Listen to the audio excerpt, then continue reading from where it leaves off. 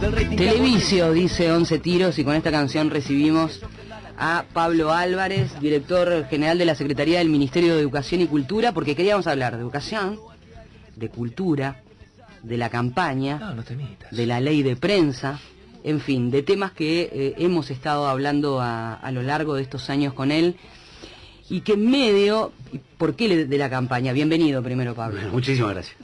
¿Por qué de la campaña? Que en medio de una campaña tan carente de contenidos de debate, aparece disgregado ese elemento, ¿no? El elemento cultural, en el concepto de qué es cultura para la sociedad uruguaya.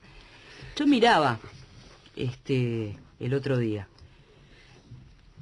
y ponía sobre la mesa esto: ley de seguridad social para los artistas, ley de cine, ley de fondos concursables, ley de fondos de incentivos, creación de más de 120 centros MEC en el interior del país, creación del Instituto de Cine del Uruguay, creación del Espacio de Arte Contemporáneo, del Instituto Nacional de Artes Escénicas, del Museo Figari, del Espacio Punto de Encuentro, de la Escuela Nacional de Danza Contemporánea, creación de las usinas y fábricas de la cultura, creación del Centro Nacional de Documentación Musical Lauro Ayestarán, del Sistema Nacional de Museos, del Festival Internacional de Artes Escénicas, reapertura del Auditorio de la Reta del Sodre, recuperación del Museo Zorrilla, reactivación del elenco del Ballet del Sodre con el maestro Julio Boca, renovación total de las escuelas de formación artísticas del Sodre, creación del Departamento de Industrias Creativas, creación de la Bienal de Arte y Educación, Fondo de Estímulo a la Formación y Creación Artística, integración a los fondos IBER, Iberescena, Ibermuseos, Ibermedia, Ibermúsica, fondos para el desarrollo de infraestructuras culturales en el interior, recuperación del Premio Nacional de Artes Visuales, recuperación del Premio a la Gran Labor Intelectual, creación del Premio Nacional de Música, creación de boliches en agosto, creación de la Noche de los Museos, creación de los encuentros de arte y juventud, registro y fortalecimiento de fiestas tradicionales, incremento del presupuesto de la Dirección Nacional de Cultura de $10.000, que era lo que tenían en 2005, a más de $10 millones en el último presupuesto. Me quedo por ahí, realización del Bicentenario. ¿Qué nos está pasando? Y esa es la parte, podríamos decir, institucional. A todo eso tendríamos que agregarle los números. Es decir, no los números de plata, que es importante como ese dato fundamental de lo que ha sido, lo que era la política pública de los gobiernos de derecha, que no existía una política pública de cultura, es decir, la política pública de cultura era una política omisa, por lo menos después de la dictadura para acá. Antes el país tenía una estructura que era reconocida y que era respetada, pero después de la dictadura para acá, dictadura mediante, porque no hay que creer que solamente fue un acto terrorista contra las personas, ¿no? El terrorismo de Estado vulneró otros aspectos que no son solamente a las personas en términos físicos, sino que destruyó una cantidad de cosas en nuestro país. La digamos, cultura ¿no? la dinamitó. La cultura, las redes solidarias, el concepto de apoyo, de visión de colectivo, etcétera, ¿no? Y además, cuando pensamos en lo que fueron los 90, que hablamos de neoliberalismo, mucha gente se piensa que el neoliberalismo solo fue el intento privatizador, y no hay un proyecto económico que no tenga un proyecto cultural, porque si no, no estaríamos pensando que existe la ideología.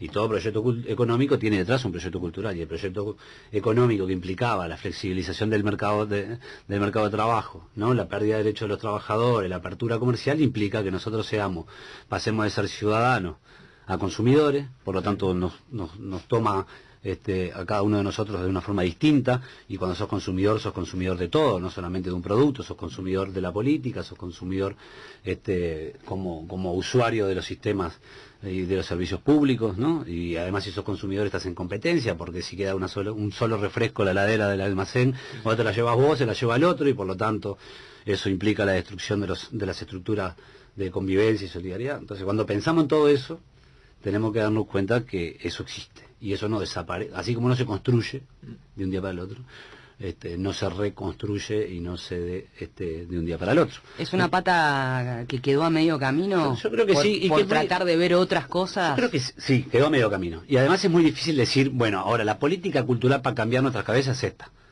Es muy difícil, digamos, ¿no? Porque pero el trabajo ese yo creo que sí, chiquitito, sí, ¿no? En red, de volver a tener... Teníamos una emergencia que era material. Teníamos una emergencia en nuestro país que era una emergencia material en el sentido de que las dificultades para el trabajo, la comida, la vivienda, la salud de la mayor parte de las personas de nuestro país, un problema material en las estructuras públicas, ¿no? Teníamos un Estado que venía menos. El otro día estuvimos en el BPS discutiendo porque tenemos 400 funcionarios que entraron al ministerio en la década de los 90 y que entraron bajo contrato que no los reconocían sus derechos laborales.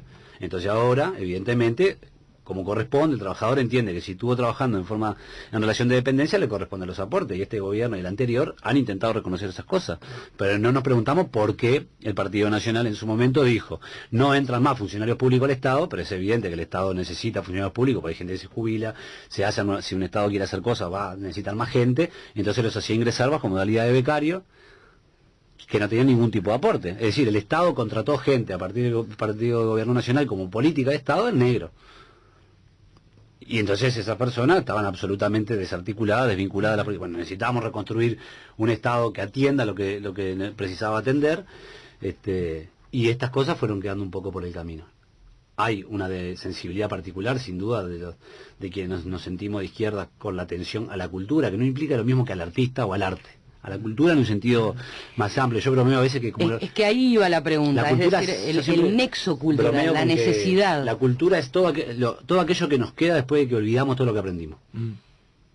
¿No? Eso que está ahí en nosotros, que me hace identificarme contigo por alguna razón que capaz que no reconozco, que puede ser el lenguaje, puede ser el idioma, que puede ser las cosas que hacemos, el sentirse igual al otro y en conexión con el otro para poder resolver y hasta para poder discutir. Y esto que tú leías recién son cosas que se hicieron del 2005 hasta acá. Y si hablamos de plata podemos decir todo lo que se ha invertido en este gobierno, que no se han invertido en otras cosas, pero hablemos de lo otro. Hablemos, por ejemplo, de lo que implica democratizar el acceso a la cultura, lo que implica deselitizar el concepto de cultura. En este país la cultura era algo que hacían algunos pocos y lo disfrutaban otros pocos. ¿Sí? Sin embargo, nosotros entendemos que el talento y la inteligencia están distribuidas democráticamente en las cabezas de las personas, y son las estructuras materiales y simbólicas las que luego nos impiden ser igualmente creativos o hacer usufructo democráticamente de los bienes culturales, ¿no? Entonces, con Centromec, tenemos 124 Centromec en todo el territorio nacional, instalados en poblaciones de más de 5.000 habitantes. Eso ha sido un impacto brutal. En Montevideo se ve poco, pero si uno sale fuera de Montevideo, reconoce inmediatamente que existe el proyecto de Centromec, y además la gente le dice el MEC, ni siquiera Centromec, para eso es el MEC. Lo que han hecho los coordinadores de Centromec junto con los animadores ha sido, realmente yo hablo de una revolución en cuanto a democratizar la cultura. Si miramos lo que pasó en Castillo, por ejemplo, el ejemplo de la coordinación entre el Centro Cultural de Castillo, el Centromec y la usina de cultura y las cosas que se han transformado, pensemos en otros pueblos. Lo que ha pasado y lo que hemos hecho en este tiempo, de verdad para nosotros nos hace sentir orgullosos. Obvio, si cuando asumimos tuviéramos el mismo conocimiento sobre lo que íbamos a hacer que tenemos ahora, podríamos haber hecho mucho más. Pero creo que nos sentimos realmente orgullosos sobre lo que hemos podido hacer. Y después, cuando se habla, el Estado gestiona mal, desde el Ministerio de Educación y Cultura nosotros ejecutamos el 98% del gasto y el 97% de las inversiones. Más que eso es casi ilegal por cómo de alguna forma se paga en el Estado. Así que también, además, gestionamos los fondos públicos, los recursos públicos de forma eficiente. Y cuando la derecha te habla, te dice, bueno, nosotros vamos a hacer cultura porque el Frente Amplio motivó o promovió la cultura compañera. Uno lee el documento de la calle, como creo que hay que señalarlo, porque en todo caso así se llama, digamos, ¿no? Uno ve eso, dice, no, el Frente Amplio promovió la cultura compañera porque promovió por todos lados Benedetti y Aviglietti. Ese está planteado y lo puede leer en su documento. O dice que el Frente Amplio se olvidó de las fiestas tradicionales, y tú puedes leer ahí lo que ha sido el programa de fiestas tradicionales del país, que por primera vez se hizo un documento con todas las fiestas tradicionales y se financió. O sea que, además de no tener nada para decir, la mayor parte de las veces miente. Uno sabe si miente por ignorancia o por intención. Y tú hablabas de la campaña. Hoy tenemos yo creo que hay y hablabas del ley de medio antes, no sé si es tal cual o lineal y siempre igual, pero yo tiendo a creer que cuanto más plata se gasta en vender un producto, menos necesario es ese producto. ¿Sí? Si no, uno no gastaría mucha plata en vender producto. Nadie gasta mucha plata en promocionar agua, porque agua vas a ir a tomar, porque si tenés sed vas a ir a tomar agua, ¿no? Y en esta campaña yo podría aplicar el mismo concepto. Es decir, la cantidad de plata que se está gastando para generar un producto, porque creo que lo que el Partido Nacional tiene hoy arriba de la mesa es un producto, no es una propuesta política, es un producto, es inversamente proporcional a la necesidad que el país tiene de que ese producto cumpla su objetivo. Todos sabemos que las encuestas no son Dios, ni mucho menos, pero sí son fotografías momentáneas y además instrumentos que deben servir tanto cuando a cualquiera le da bien como cuando a cualquiera le da mal. Ahora, esta historia muestra que no sé si ese razonamiento es correcto. ¿Qué estás haciendo en cuanto a ese producto necesita mucha publicidad? Entonces no es tan necesario, porque les da un crecimiento. No, yo lo que digo es, para ellos sí es necesario, no es necesario para mí, como consumidor. Ah, bueno. Si me ponen en el lugar de consumidor, que es como entiende la política. Cuanto más plata gaste en el producto, yo sé que ese producto es menos necesario para mí. Y obviamente me van a promover comprarlo, porque es lo que están haciendo. Porque uno cuando hace marketing sobre eso, lo que hace es generar en mí la necesidad de eso. Pero yo previamente esa necesidad no la tenía. Y yo creo que en este caso pasa lo mismo. ¿Te parece que la sociedad uruguaya hoy no tiene necesidad de determinados productos? Y lo pregunto teniendo en cuenta cosas que dijiste. En primer lugar, cuando hablabas ya de la dictadura y de ese proceso, a lo mejor, no, sin a lo mejor, la recuperación democrática encontró a toda la sociedad o a la mayoría de la sociedad uruguaya buscando eso, volver a la democracia, de diferentes lugares, con diferentes ideologías, pero volver a la democracia. Nadie se puso a pensar ese entramado roto durante tantos años en cuanto a lo que vos planteabas, solidaridad, el de al lado, porque había una necesidad al menos de ser solidario con el vecino, el amigo que conocías que podía estar pasándola mal, fuera de la ideología del partido que sea. Cuando se dio la crisis, también más allá del discurso vacío de las hordas que bajaban y nunca llegaron y todo lo demás y que iban a arrasar los pobres con los supermercados, había una necesidad obvia de un punto en común. La gente se preocupaba por sostener el empleo, por ver qué pasaba con la salud de sus hijos y a quién le pagaba la sociedad.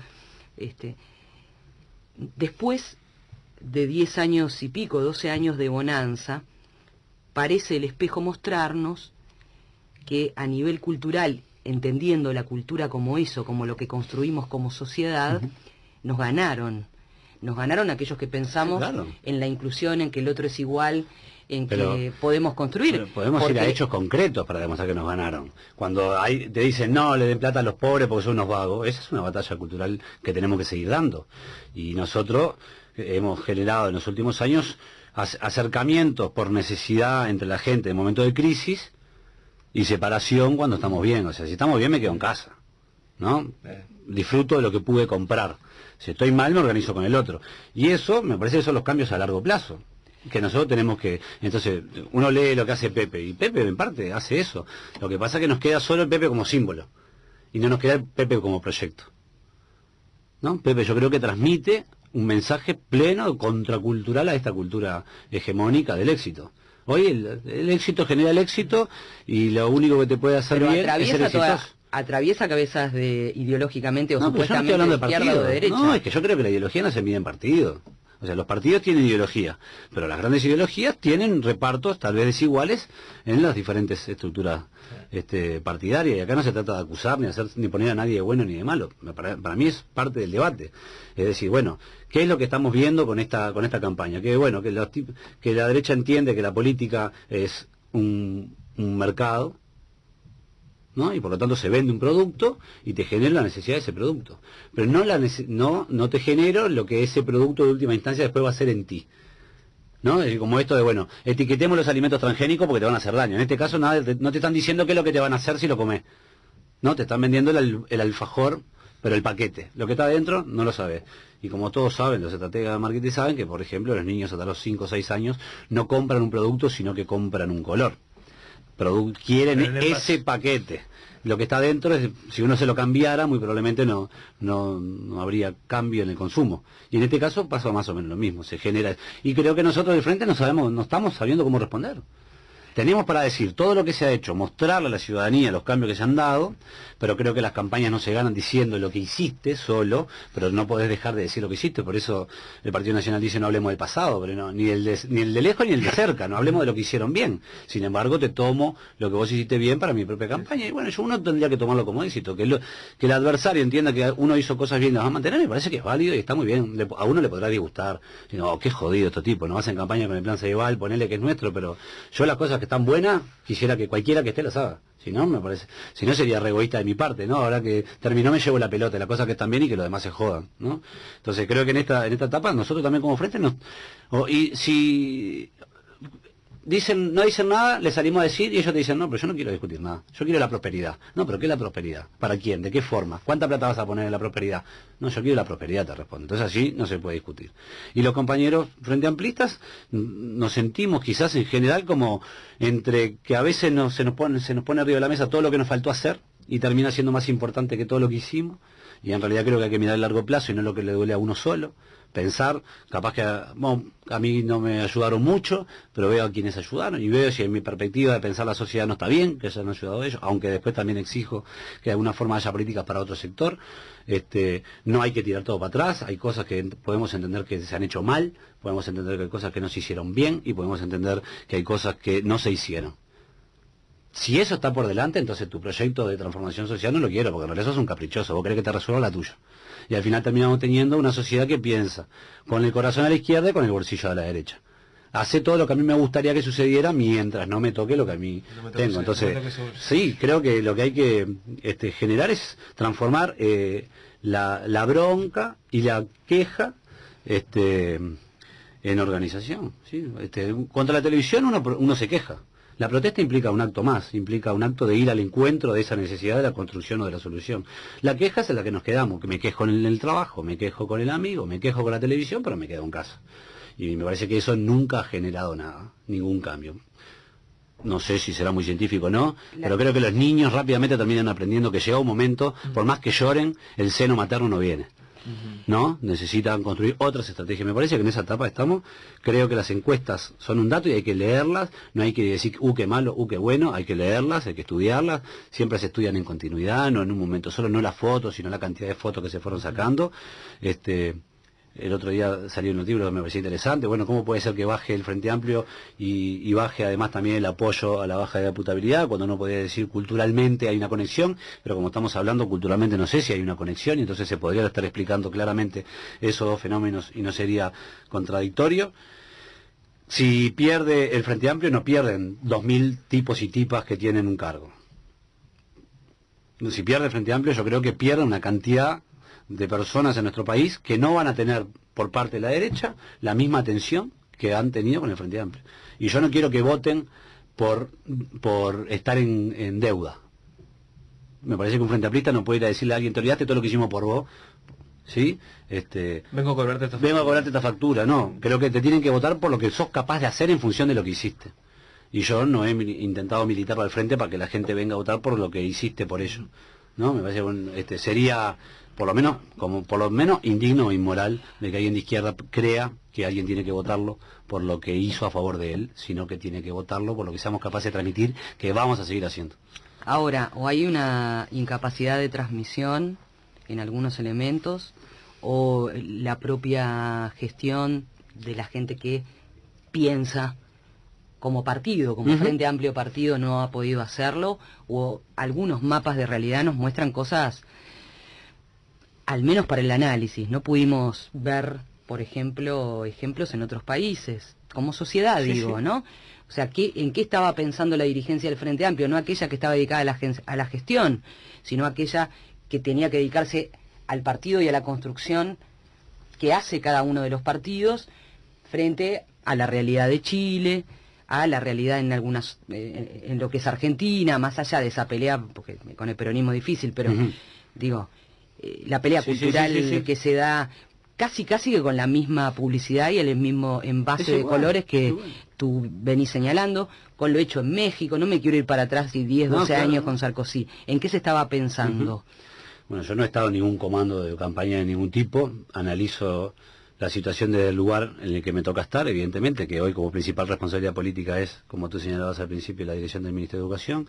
Eso te hace ver una cantidad de cosas y te aleja de ver otras cosas, evidentemente, no todos tenemos... Es imposible ver más de 3 lados de un cubo a la vez, a no ser que tengas un espejo.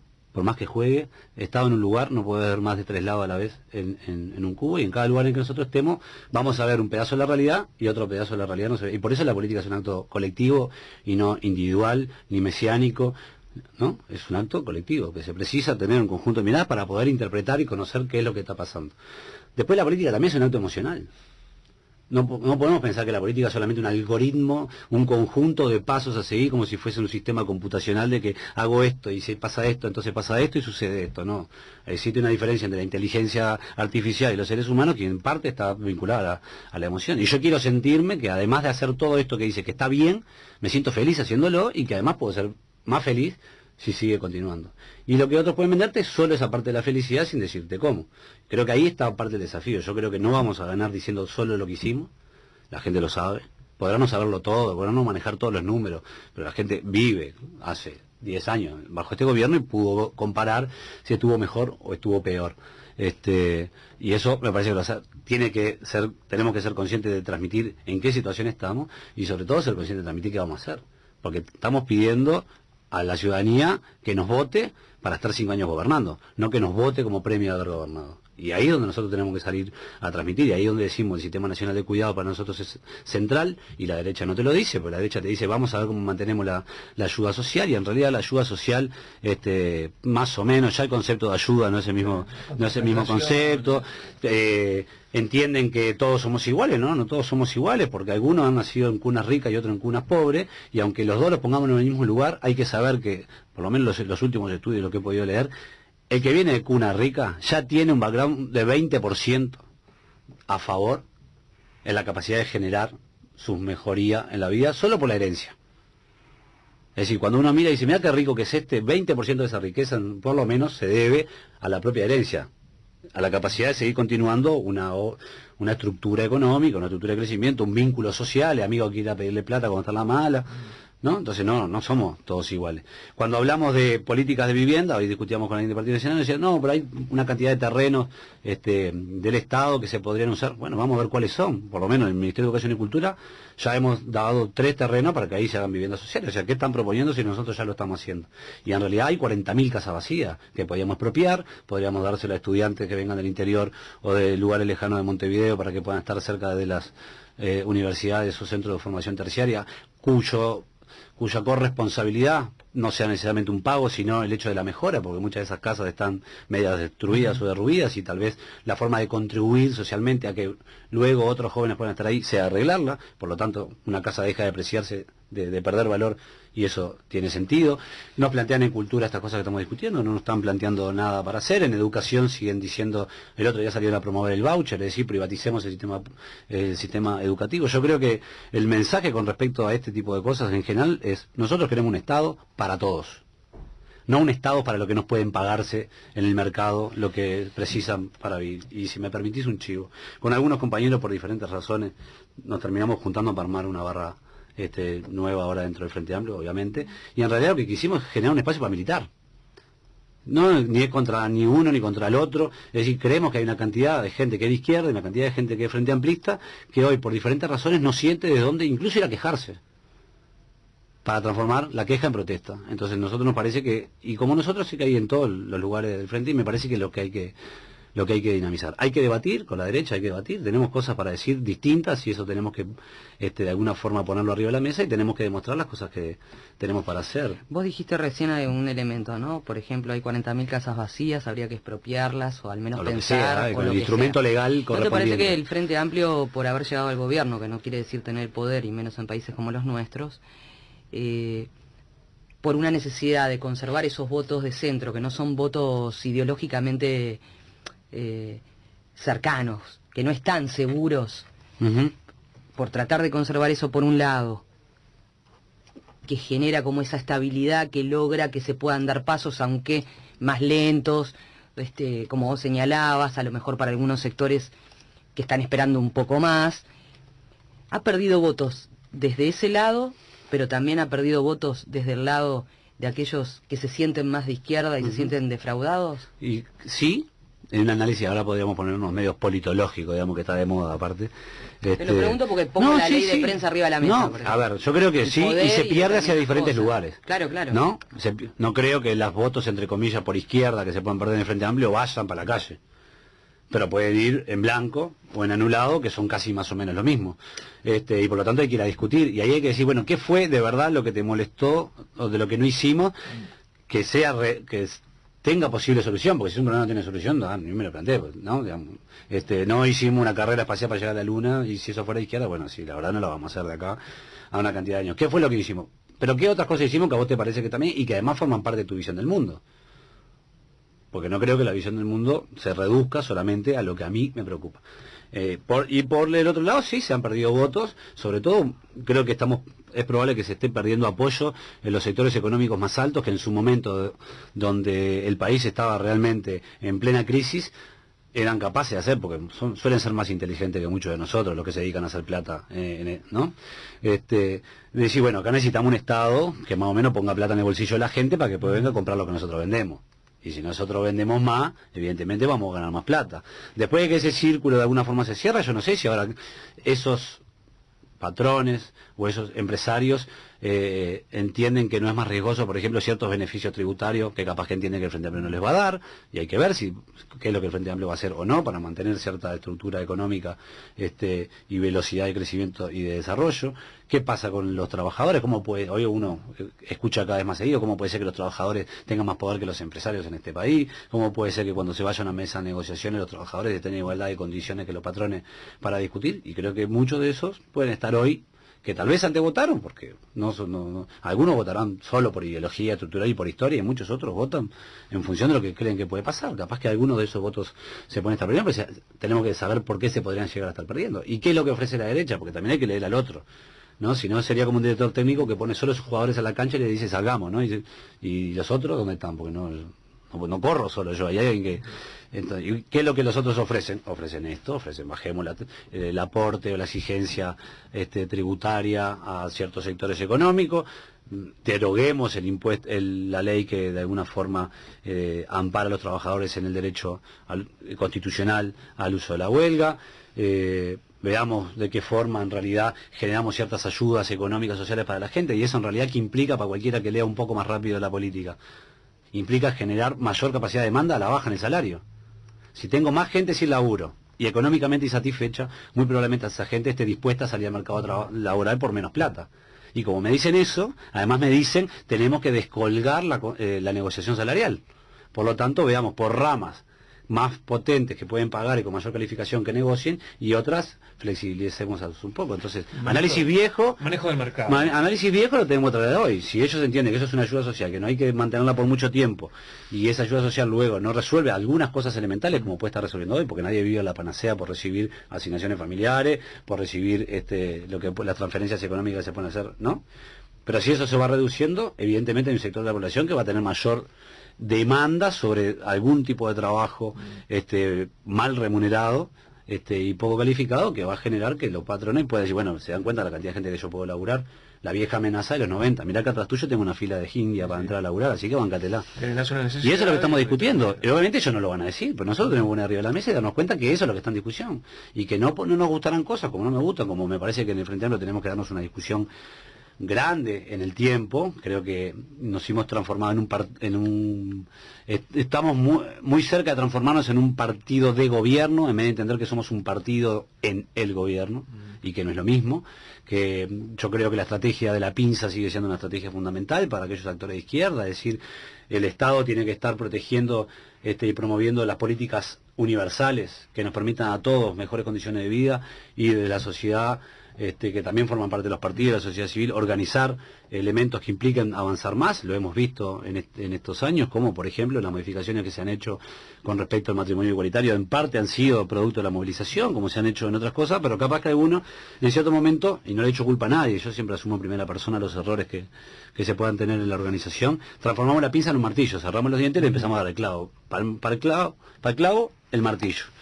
la pinza es para otra cosa. Y me parece que esas son discusiones, no las vamos a dar ahora en plena campaña, pero que tienen que ver con este estado de situación en el que estamos, que le exigimos a la fórmula que nos venga a decir todo. No, la fórmula son dos compañeros que le hemos dado la responsabilidad, ¿sí?, de llevar adelante la conducción en esta etapa electoral para llevar adelante el gobierno, pero atrás de ellos se supone que hay un partido.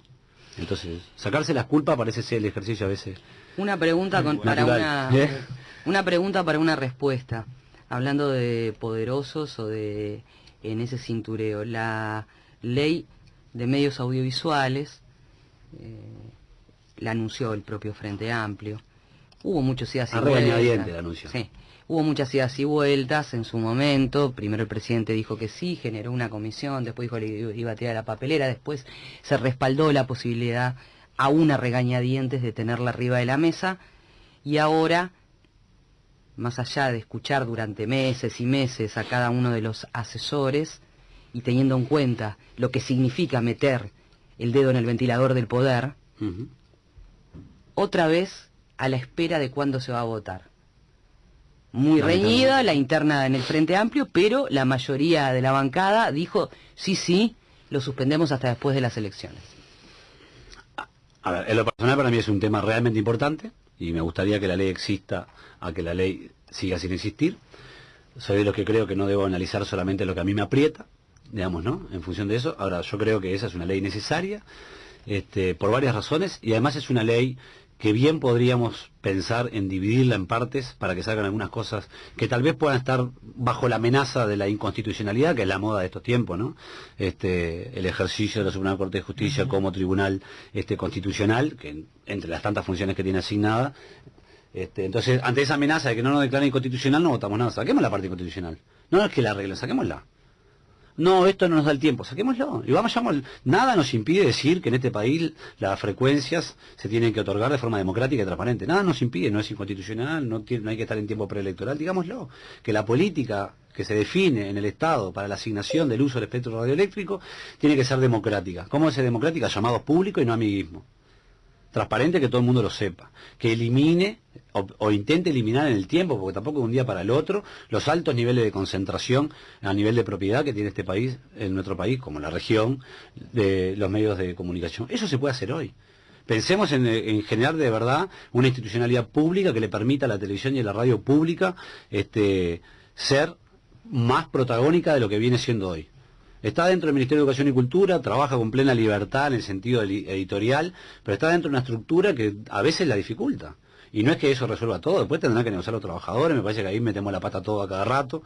Tenemos ahora una placa cada tanto en el canal, nosotros estamos intentando resolver eso, pero bueno, cada uno desarrolla la estrategia que entiende conveniente para sus propios objetivos. Eso se puede hacer.